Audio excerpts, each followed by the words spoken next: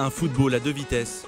Pour constater ce décalage entre la sélection nationale et le championnat local, nous nous rendons 2 jours plus tard à Alger pour assister à un match de la 7e journée de Ligue 1. Pour éviter toute provocation, nous filmons l'entrée du stade en caméra discrète. Ce soir-là, le NAHD reçoit le CRB, 2 clubs des quartiers populaires de la capitale algérienne, 2 clubs à la rivalité historique sur le terrain, mais surtout dans les tribunes.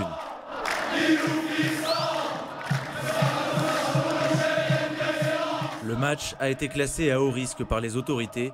De nombreux policiers sont déployés dans le stade pour éviter tout débordement, mais très vite, les tribunes s'enflamment. Pour une raison inconnue, une trentaine de supporters du CRB, ici à gauche, ont pénétré dans la tribune adverse. La situation dégénère, policiers et supporters s'affrontent, parfois violemment, des heurts récurrents dans des stades inadaptés. Les gens sont obligés, pour avoir une place dans le stade, de se pointer devant la porte du stade à 9 h du matin.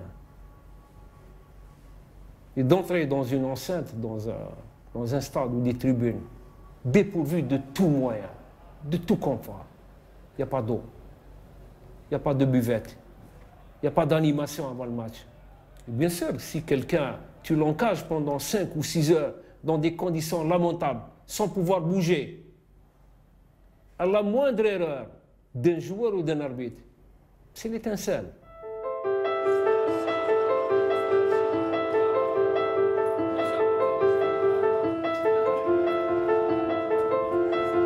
Il y a trop d'excès dans leur passion.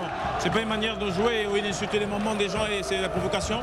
Difficile à vivre, parce qu'une nouvelle expérience, c'est difficile à vivre.